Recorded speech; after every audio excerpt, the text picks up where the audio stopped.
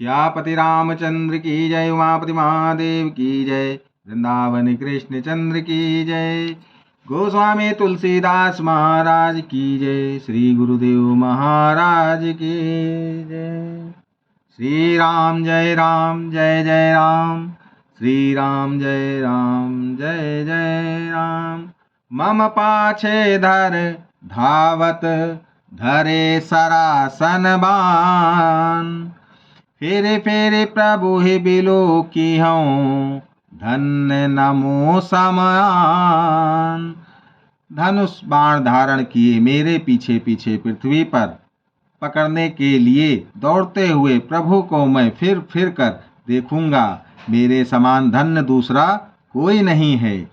जब रावण उस वन के जिस वन में श्री रघुनाथ जी रहते थे निकट पहुंचा, तब मारीच कपट मृग बन गया। वह अत्यंत ही विचित्र था, कुछ वर्णन नहीं किया जा सकता। सोने का शरीर मणियों से जड़कर बनाया था। सीता जी ने उस पर परम सुंदर हिरण को देखा, जिसके अंग अंग की छटा अत्यंत मनोहर थी। वे कहने लगी, हे देव, हे कृपालु रघुवीर, सुनिए, इस मृग की छाल बहुत ही सुंदर है। जानकी जी ने कहा, हे सत्य प्रतिज्ञ प्रभु, इसको मारकर इसका चमड़ा ला दीजिए। तब श्री रघुनाथ जी मारीच के कपट मृग बनने का सब कारण जानते हुए भी देवताओं का कार्य बनाने के लिए हर्षित होकर उठे। हिरण को देखकर श्री राम जी ने कमर में फेटा बांधा और हाथ में धनुष लेकर उस पर सुंदर दिव्य बाण चढ़ाया। फिर प्रभु ने लक्ष्मण जी को समझाकर कहा, हे भाई, वन में बहुत से राक्षस फिरते हैं, तुम बुद्धि और विवेक के द्वारा बल और समय का विचार करके सीता की रखवाली करना। प्रभु को देखकर मृग भाग चला। श्री रामचंद्र जी भी धनुष चढ़ाकर उसके पीछे दौड़े। वेद जिनके विषयों में नेति नेति कहकर रह जाते हैं और शिव जी भी जिन्हें ध्यान में नहीं पाते, अर्थात जो मन और वाणी से निरंतर परे हैं, वे ही श्री राम जी माया के बने हुए मृग के पीछे दौड़ रहे हैं। वह कभी निकट आ जाता है और फिर दूर भाग जाता है, कभी तो प्रकट हो जाता है और कभी छिप जाता है। इस प्रकार प्रकट होता और छिपता हुआ तथा बहुतेरे छल करता हुआ वह प्रभु को दूर ले गया। तब श्री रामचंद्र जी ने तक कर निशाना साध कर कठोर बाण मारा, जिसके लगते ही वह घोर शब्द करके पृथ्वी पर गिर पड़ा। पहले लक्ष्मण जी का नाम लेकर उसने पीछे मन में श्री राम जी का स्मरण किया। प्राण त्याग करते समय उसने अपना राक्षसी शरीर प्रकट किया और प्रेम सहित श्री राम जी का स्मरण किया। सुजान सर्वज्ञ श्री राम जी ने उसके हृदय के प्रेम को पहचान कर उसे वह गति अपना परम पद दी जो मुनियों को भी दुर्लभ है। देवता बहुत से फूल बरसा रहे हैं और प्रभु के गुणों की गाथाएं स्तुति गा रहे हैं कि श्री रघुनाथ जी ऐसे दीन बंधु हैं कि उन्होंने असुरों को भी अपना परम पद दे दिया। दुष्ट मारीच को मारकर श्री रघुवीर तुरंत लौट पड़े, हाथ में धनुष और कमर में तरकस शोभा दे रहा है। इधर जब सीता जी ने दुख भरी वाणी मरते समय मारीच की हाय लक्ष्मण की आवाज सुनी, तो वे बहुत ही भयभीत होकर लक्ष्मण जी से कहने लगी, तुम शीघ्र जाओ, तुम्हारे भाई बड़े संकट में हैं। लक्ष्मण जी ने हंसकर कहा, हे माता सुनो, जिनके भ्रुकुटी विलास भाव के सारे मात्र से सारी सृष्टि का लय प्रलय हो जाता है, वे श्री राम जी क्या कभी स्वप्न में भी संकट में पड़ सकते हैं। इस पर जब सीता जी कुछ मर्म वचन हृदय से चुभाने वाले वचन कहने लगी, तब भगवान की प्रेरणा से लक्ष्मण जी का मन भी अचल हो उठा। वे श्री सीता जी को वन और दिशाओं के देवताओं को सौंप कर वहां चले, जहां रावण रूपी चंद्रमा के लिए राहु रूप श्री राम जी थे। रावण सुनामों का देखकर यति सन्यासी के वेश में श्री सीता जी के समीप आया। जिसके डर से देवता और दैत्य तक इतना डरते हैं कि रात को नींद नहीं आती और दिन में भरपेट अन्न नहीं खाते, वही 10 सिर वाला रावण कुत्ते की तरह इस तरह इधर उधर ताकता हुआ भड़ियाई चोरी के लिए चला। का घुसुंडी जी कहते हैं, हे गरुड़ जी, इस प्रकार कुमार्ग पर पैर रखते ही शरीर में तेज तथा बुद्धि एवं बल का लेस भी नहीं रह जाता। सूना पाकर कुत्ता चुपके से बर्तन भाड़ों में मुंह डालकर कुछ चुरा ले जाता है, उसे भड़ियाई कहते हैं। रावण ने अनेकों प्रकार की सुहावनी कथाएं रचकर सीता जी को राजनीति, भय और प्रेम दिखलाया। सीता जी ने कहा, हे यति गोसाई, सुनो, तुमने तो दुष्ट की तरह वचन कहे। तब रावण ने अपना असली रूप दिखलाया और जब नाम सुनाया तब तो सीता जी भयभीत हो गई। उन्होंने गहरा धीरज धर कर कहा, अरे दुष्ट, खड़ा तो रह, प्रभु आ गए। जैसे सिंह की स्त्री को तुच्छ खरगोश चाहे, वैसे ही अरे राक्षस राज, तू मेरे चाह करके काल के वश हुआ है। ये वचन सुनते ही रावण को क्रोध आ गया, परंतु मन में उसने सीता जी के चरणों की वंदना करके सुख माना। फिर क्रोध में भर कर रावण ने सीता जी को रथ पर बैठा लिया और वह बड़ी उतावली के साथ आकाश मार्ग से चला, किंतु डर के मारे उससे रथ हाँका नहीं जाता था।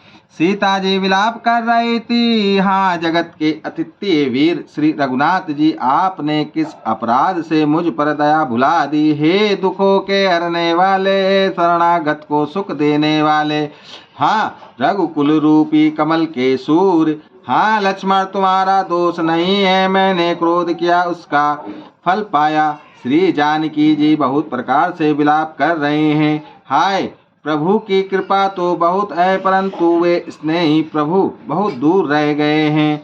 प्रभु को मेरी या विपत्ति कौन सुनावे, यज्ञ के अत्र को गधा खाना चाहता है।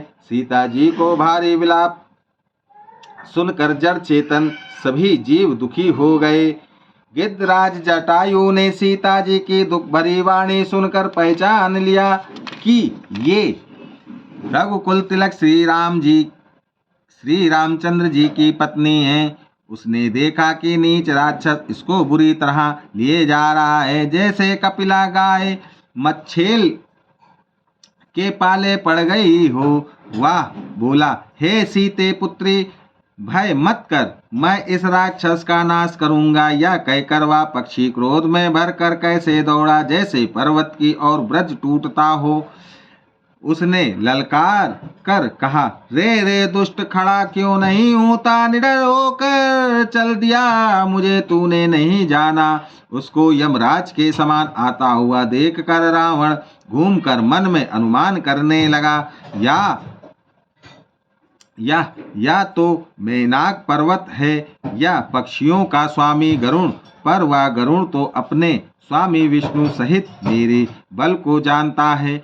कुछ पास आने पर रावण ने उसे पहचान लिया और बोला, यह तो बूढ़ा जटायु है, या मेरे हाथ रूपी तीर्थ में शरीर छोड़ेगा। यह सुनते ही गिद्ध क्रोध में भरकर बड़े वेग से दौड़ा और बोला, रावण मेरी सिखावन सुन, जानकी जी को छोड़कर कुशल पूर्वक अपने घर चला जा, नहीं तो हे बहुत भुजाओं वाले, ऐसा होगा कि श्री राम जी के क्रोध रूपी अत्यंत भयानक अग्नि में तेरा सारा वंश पतिंगा होकर भस्म हो जाएगा।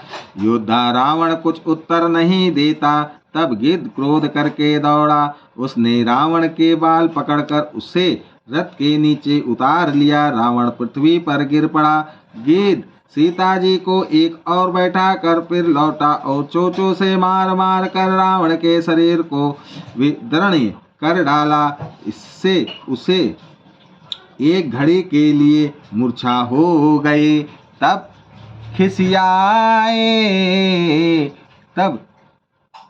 खिसियाए ये हुए रावण ने क्रोध युक्त होकर अत्यंत भयानक कटार निकाली और उससे जटायु के पंख काट डाले। पक्षी जटायु श्री राम जी की अद्भुत लीला का स्मरण करके पृथ्वी पर गिर पड़ा।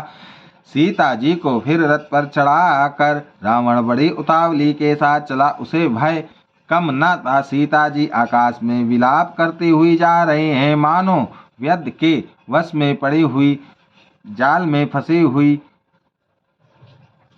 कोई भयभीत हिरनी हो।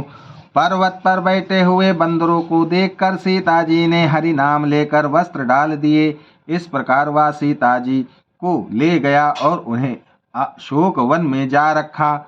सीता जी को बहुत प्रकार से भय और प्रीति दिखलाकर जब वह दुष्ट हार गया, तब उन्हें यत्र करा के सब व्यवस्था ठीक करा के अशोक वृक्ष के नीचे रख दिया।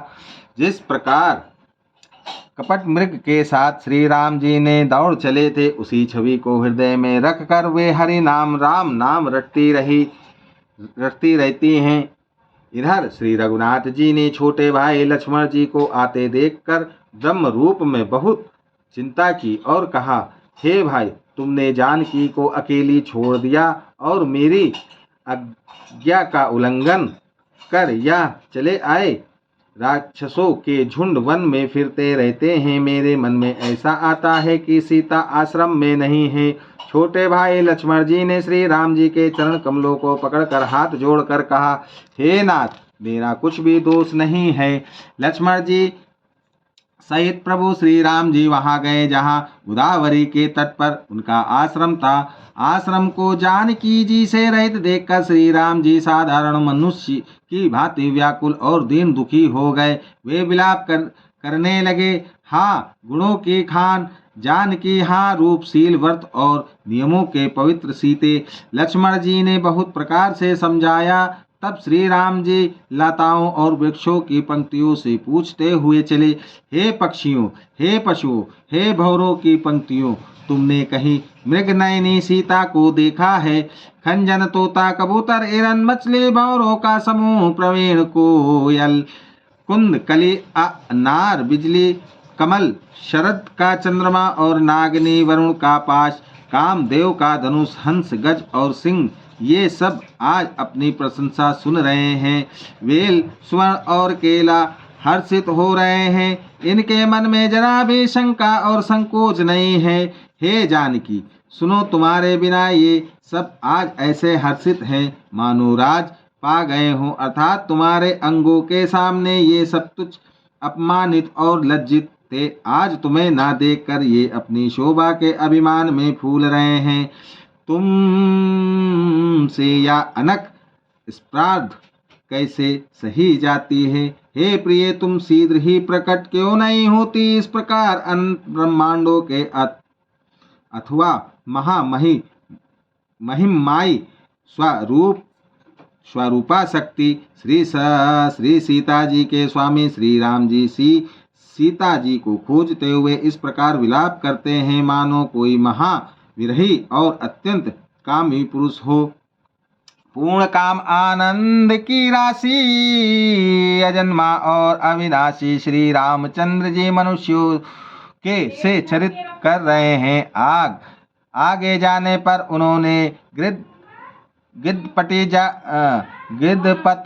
जटायु को पड़ा देखा। वह श्री राम के चरणों का स्मरण कर रहा था, जिनमें ध्वजा, कुलिस आदि की रेखाएं चिन्ह हैं।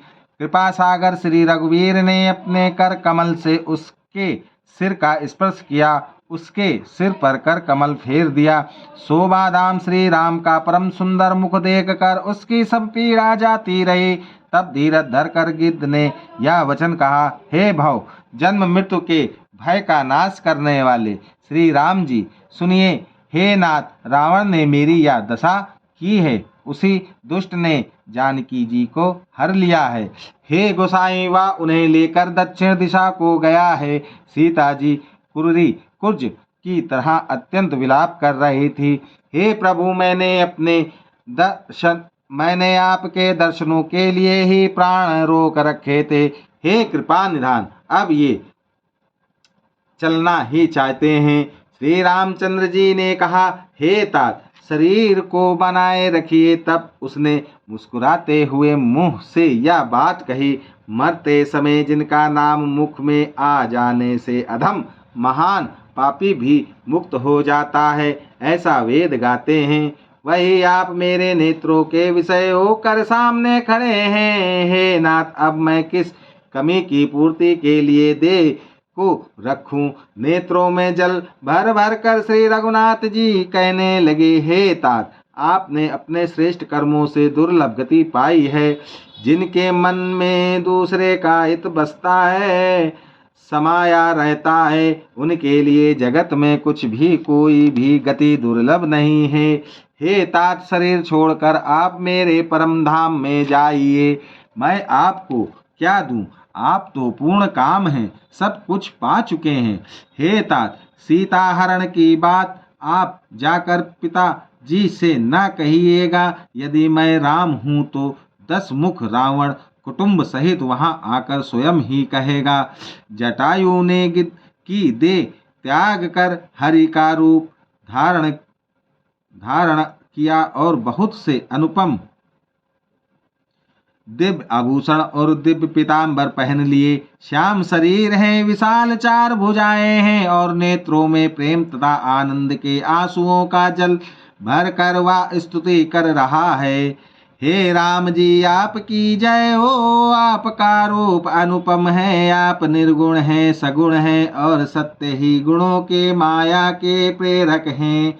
10 सिर वाले रावण की प्रचंड भुजाओं को खंड खंड करने के लिए प्रचंड बाण धारण करने वाले, पृथ्वी को सुशोभित करने वाले, जल युक्त मेघ के समान श्याम शरीर वाले, कमल के समान मुख और लाल कमल के समान विशाल नेत्र वाले, विशाल भुजाओं वाले और भव भय से छुड़ाने वाले कृपालु श्री राम जी को मैं नित्य नमस्कार करता हूँ। आप अपरिमित बल वाले हैं, आनंदी, जन्म अव्यक्त, निराकार, एक अगोचर, लक्ष्य, गोविंद, वेद वाक्यों द्वारा जानने योग, इंद्रियों से अतीत, जन्म मरण, सुख दुख, हर्ष शोक आदि द्वंद्वों को हरने वाले, विज्ञान की धन मूर्ति और पृथ्वी के आधार हैं, तथा जो संत राम मंत्र को जपते हैं उन अनंत सेवकों के मन को आनंद देने वाले, उन निष्काम प्रिय निष्काम जनों के प्रेमी अथवा उन्हें प्रिय तथा काम आदि दुष्टों के दुष्ट प्रवृत्ति के दल का दलन करने वाले श्री राम जी को मैं नित्य नमस्कार करता हूँ। जिनको श्रुतियाँ निरंजन माया से परे ब्रह्म व्यापक निर्विकार और जन्म रहित कह कर गान करती हैं, मुनि जिन्हें ध्यान ज्ञान वैराग्य और योग आदि अनेक साधन करके पाते हैं, वे ही करुणा कंद शोभा के समूह स्वयं श्री भगवान प्रकट होकर जड़ चेतन समस्त जगत को मोहित कर रहे हैं। मेरे हृदय कमल के भ्रमर रूप उनके अंग अंग में बहुत से कामदेवों की छवि शोभा पा रही है। जो अगम और सुगम है, निर्मल स्वभाव है, विषम और सम है और सदा शीतल शांत है। मन और इंद्रियों को सदा वश में करते हुए योगी बहुत साधन करने पर जिन्हें देख पाते हैं, वे तीनों लोकों के स्वामी रमा निवास श्री राम जी निरंतर अपने दासों के वश में रहते हैं। वे ही मेरे हृदय में निवास करें, जिनकी पवित्र कीर्ति आवागमन को मिटाने वाली है। अखंड भक्ति का वर मांग कर गिद्धराज जटायु श्री हरि के परम धाम को चला गया। श्री रामचंद्र जी ने उसकी दाह कर्म आदि सारी क्रियाएं यथा योग अपने हाथों से की। श्री रघुनाथ जी अत्यंत कोमल चित्त वाले, दीन दयालु और बिना ही कारण कृपालु हैं। गिद्ध पक्षियों में भी अधम पक्षी और मांसाहारी था, उसको भी वह दुर्लभ गति दी जिसे योगी जन मांगते रहते हैं। शिव जी कहते हैं, हे पार्वती सुनो, वे लोग अभागे हैं जो भगवान को छोड़कर विषयों से अनुराग करते हैं। फिर दोनों भाई सीता जी को खोजते हुए आगे चले। वे वन की सधनता देखते जाते हैं। वह सदन वन लताओं और वृक्षों से भरा है। उसमें बहुत से पक्षी, मृग, हाथी और सिंह रहते हैं। श्री राम जी ने रास्ते में आते हुए कम्बंध राक्षस को मार डाला। उसने अपने सांप की सारी बात कही। वह बोला, दुर्वासा जी ने मुझे शाप दिया था। अब प्रभु के चरणों को देखने से वह पाप मिट गया। श्री राम जी ने कहा, हे गंधर्व सुनो, मैं तुम्हें कहता हूँ, ब्राह्मण कुल से द्रोह करने वाला मुझे नहीं सुहाता। मन, वचन और कर्म से कपट छोड़कर जो भूदेव ब्राह्मणों की सेवा करता है, मुझ समेत ब्रह्मा, शिव आदि सब देवता उसके वश में हो जाते हैं। शाप देता हुआ, मारता हुआ और कठोर वचन कहता हुआ भी ब्राह्मण पूजनीय है, ऐसा संत कहते हैं। शील और गुणों से हीन भी ब्राह्मण पूजनीय है और गुणगानों से युक्त और ज्ञान में निपुण भी शूद्र पूजनीय है। श्री राम जी ने अपना धर्म भागवत धर्म कहकर उसे समझाया। अपने चरणों में प्रेम देखकर वह उनके मन को भाया। तदनंतर श्री रघुनाथ जी के चरण कमलों में सिर नवाकर वह अपनी गति गंधर्व का स्वरूप पाकर आकाश में चला गया। उधर श्री राम जी उसे गति देकर शबरी जी के आश्रम में पधारे। शबरी जी ने श्री राम जी को घर में आए देखा। तब मुनि मतंग जी के वचनों को याद करके उनका मन प्रसन्न हो गया। कमल सदृश नेत्र और विशाल भुजा वाले सिर पर जटाओं का मुकुट और हृदय पर वनमाला धारण किए हुए सुंदर सांवले और गोरे दोनों भाइयों के चरण में शबरी जी लिपट पड़ी। वे प्रेम में मग्न हो गई। सुख से वचन नहीं निकलता, बार बार चरण कमलों में सिर नवा रही है। फिर उन्होंने जल लेकर आदर पूर्वक दोनों भाइयों के चरण धोए और फिर उन्हें सुंदर आसनों पर बैठाया। उन्होंने अत्यंत रसीले और स्वादिष्ट कंदमूल, फल और फल लाकर श्री राम जी को दिए। प्रभु ने बार बार प्रशंसा करके उन्हें प्रेम सहित खाया। फिर वे हाथ जोड़कर आगे खड़ी हो गई। प्रभु को देखकर उनका प्रेम अत्यंत बढ़ गया। उन्होंने कहा, मैं किस प्रकार आपकी स्तुति करूं। मैं नीच जाति की और अत्यंत मूढ़ बुद्धि हूँ, जो अधम से भी अधम है। स्त्रियां उनमें भी अत्यंत अधम है और उनमें भी हे पाप नाशन, मैं मंद बुद्धि हूँ। श्री रघुनाथ जी ने कहा, हे भामिनी मेरी बात सुन। मैं तो केवल एक भक्ति ही का संबंध मानता हूँ। जाति पाति कुल धर्म बड़ाई धन बल कुटुंब गुण और चतुरता इन सब के होने पर भी भक्ति से रहित मनुष्य कैसा लगता है, जैसे जलहीन बादल शोभाहीन दिखाई पड़ता है। मैं तुझसे अब अपनी नवदा भक्ति कहता हूँ, तू सावधान होकर सुन और मन में धारण कर।